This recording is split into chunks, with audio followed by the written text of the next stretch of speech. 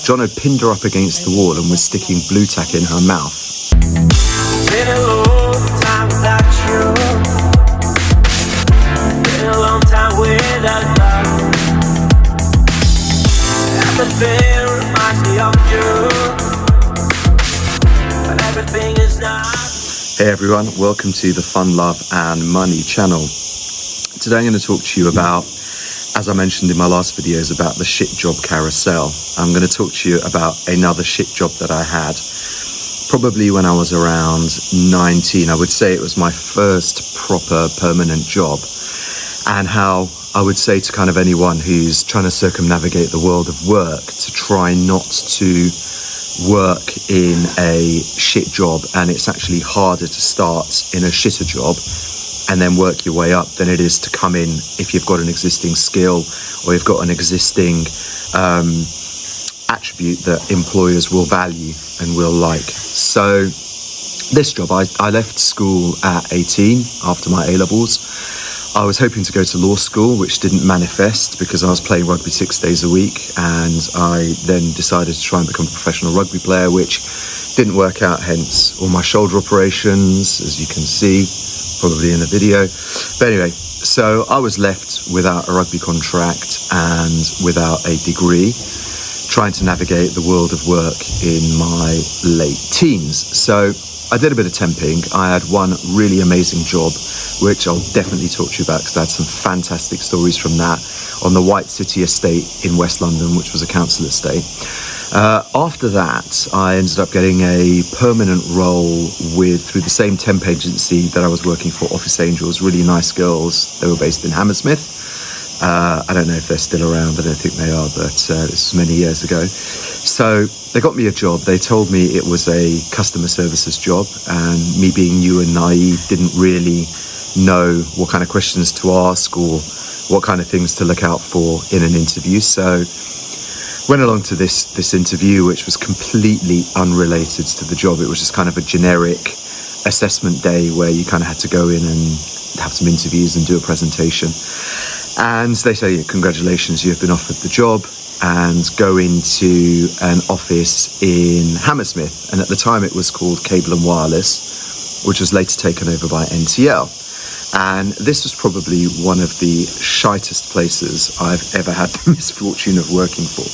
It was one of those places where people would come, and they would come for a day, and temps or even permanent people, they'd come for a day, they'd go out for lunch at 1 o'clock in the afternoon, and they would disappear and not come back. So many people would not last there past a couple of weeks because the environment was so bad and so toxic that it was terrible. I mean, yeah, we were, it was literally, and we were called, I think our title was Number Portability Coordinator. So what we would do is we would import and export telephone numbers from BT, and we would kind of do the admin side for that. I mean, bullying absolutely rife, the caliber of people, high alcoholic rates. You never want to be the brightest person in the room. That's a very uncomfortable place to be in.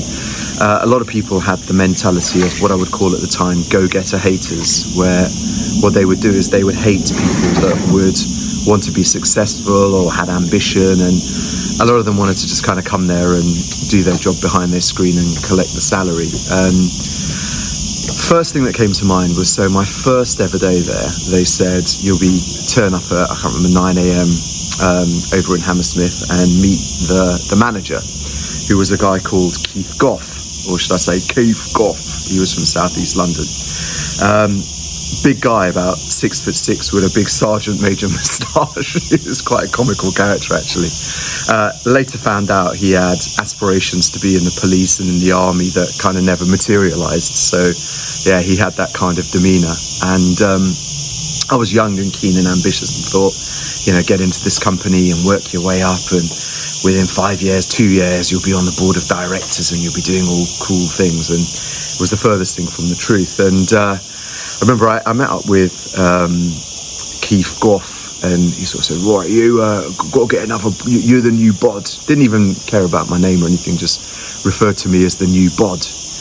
And I was like, okay, yeah. So he kind of walked me up and said, "You want a drink?" And he walked me over to this crappy coffee machine that had these like little plastic cups that dispense this, I don't know what, but they're called coffee. And what I noticed was the environment had no buzz to it at all. Everyone looked miserable and was quiet and was just kind of sat behind their laptops with their headphones on, just looking absolutely miserable. So he took me into the meeting room and he said, right, didn't want to know anything about me, didn't want to know what I'd done before, what I wanted to do, what I knew about the role. And he goes, first things first, don't tolerate late, right? He looked me straight in the eyes. Late is not acceptable here. If you start at 8, you're at your desk at 8. Don't mean you come in here, have a little chat, have a little coffee. You're at your desk at 8 o'clock, right? And that's that. And I was like, okay, yeah, fair enough. And then he literally spent probably an hour explaining kind of his ethos of things. And every few days he used to have a team meeting and he used to say, let's go in the office for a little chat. And he used to take everyone in and he would say, right, a couple of things I've noticed, too much drinks. I don't want people going to the coffee machine all the time, yeah? You get one drink in the morning, you get one drink in the afternoon. Another thing, too much chat. I don't want chat in the office, right? And I was like, what the hell is this place? Another thing as well is that the level and culture of bullying was just absolutely crazy. We used to have sort of physical fights in the office, people threatening each other. I mean, there was one guy I used to work with, his name was John Sullivan, very, very, very strange British-Irish guy. And there was a young girl who was a temp, her name was Dion, very, very, very, very bright, very personable. I had a lot of time for her, actually, very young, very personable, very, very nice young lady from South London. And John, for some reason, I'd walked in the morning and they were there and they'd had a bit of a disagreement or something. And I can't imagine why anyone would have a disagreement with Dion. She was very nice personality, bubbly girl. And John had pinned her up against the wall and was sticking blue tack in her mouth. And I kind of had to come in and break them up. And just kind of a lot of incidences like that, people swearing at each other. And yeah, it was very, very, very strange and very, very, very taxing environment to work in. So back to what I was saying is that one advice to anybody is make sure that you have a skill that people want and people want to pay for. And the way they would look at people there is they'd look at you as they used to refer people as a bod, and they'd say, oh, get another bod in there, we need another bod for this and we need another bod for that. You weren't even a person, you were literally just a number. And all I would say is if you do have a chance to have a skill or an experience or something that you bring to the table for your employer, your life will be infinitely easier because you will not be put in a situation where you're disposable. If someone can train you to do your job in an hour or two, they won't care about you because they can literally boot you out and pull somebody else in to do exactly the same job at the drop of a hat. So they're going to have no respect for you, nothing. So bear that in mind. Whatever your niche is, whatever your interest is, make sure you've got a skill and make sure that that's marketable. The reality is that's all the job market is. The job market is what you bring to the table for your employer. And the more you bring to the table for them, the more they'll give you respect, the more they'll look after you, and the more everything will go in your favour. But yeah, that was a completely shit job. I mean, let me just give you another story. I mean, there was one guy there, very strange, used to kind of threaten and intimidate everybody and never used to come into work, and the managers were scared to sort of challenge him. It was just a very, very, very toxic environment. Very, very glad to be out of there. But maybe next time we'll tell you about my White City Estate stories. They were really cool. But yeah, big take home, everyone. I can't emphasize this enough. Make sure that you've got something marketable about yourself, that you bring some value to your employer. That's the only way you're going to get respect. Thanks a lot, everyone. Like, comment, subscribe. Love you all. Bye.